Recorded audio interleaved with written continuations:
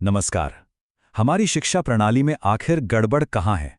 इस सवाल का जवाब ढूंढने के लिए आज हम इसे एक बिल्कुल नए, एक बिल्कुल अलग नजरिए से देखने वाले हैं। चलिए इस दिलचस्प विश्लेषण में उतरते हैं।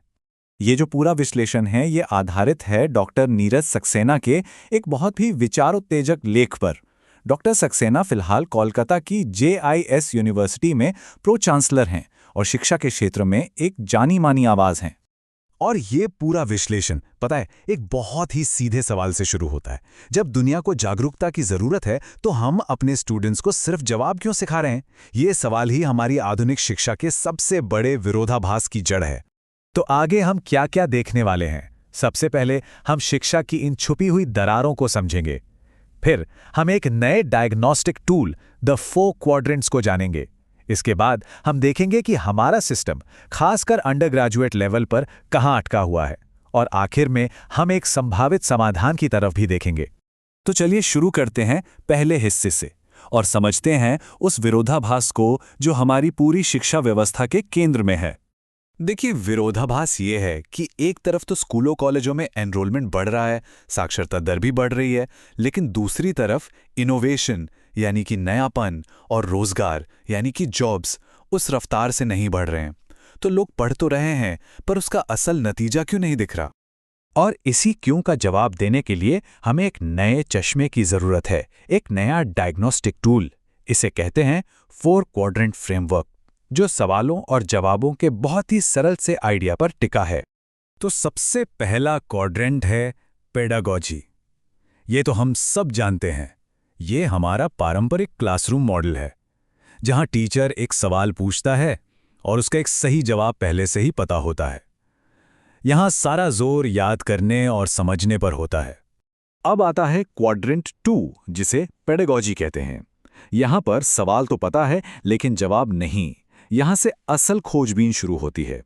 स्टूडेंट्स को रिसर्च करके, एक्सप्लोर करके जवाब तक पहुंचना होता है। क्वाड्रेंट 3 भी पैरागॉजी का ही एक हिस्सा है, लेकिन ये बहुत खास है। सोचिए, यहां आपके पास स्किल्स हैं, तरीके पता हैं, लेकिन प्रॉब्लम क्या है ये नहीं पता। मतलब एक बिल्कुल नई चुनौती सामने आती है और इसे अक्सर ग्रुप में एक साथ मिलकर सुलझाना होता है। यहीं से कोलैबोरेशन का असली खेल शुरू होता है। और फिर आता है शिखर, क्वाड्रेंट 4, ह्यूटागॉगी। ये सेल्फ लर्निंग का सबसे ऊंचा स्तर है। यहां पर ना तो सवाल पता है और ना ही जवाब। यहां लर्नर खुद ही समस्या को परिभाषित करता है और उसका समाधान भी खुद ही ईजाद करता है, बिल्कुल जीरो से। अब इस टेबल को देखिए। ये सिर्फ 4 खाने नहीं हैं। ये असल में सीखने की पूरी यात्रा का एक नक्शा है। ये दिखाता है कि कैसे एक लर्नर दूसरों पर निर्भर होने से लेकर पूरी तरह से आत्मनिर्भर बनने तक का सफर तय करता है। ठीक है, तो अब जब हम ये फ्रेमवर्क समझ गए हैं तो बड़ा सवाल ये है कि हमारी मौजूदा शिक्षा प्रणाली इन चारों में से कहां पर खड़ी है? देखिए, होना तो ये चाहिए कि जैसे जैसे एक स्टूडेंट स्कूल से कॉलेज और आगे बढ़ता है, उसका सीखने का तरीका क्वाड्रेंट 1 से धीरे धीरे क्वाड्रेंट 4 की तरफ बढ़ना चाहिए, यानी रटने से हटकर खोज करने की तरफ। लेकिन ये स्लाइड असलियत दिखाती है और ये काफी चौंकाने वाली है। समस्या ये है कि हमारा सिस्टम, चाहे वो स्कूल हो, कॉलेज हो या पोस्ट ग्रेजुएशन हो, हर लेवल पर घूम फिरकर क्वाड्रेंट 1 में ही फंस जाता है, उसी टीचर केंद्रित रटे रटाए जवाबों वाली दुनिया में। चलिए अब इस समस्या को और गहराई से समझते हैं और खास तौर पर अंडर ग्रेजुएट एजुकेशन पर ध्यान देते हैं।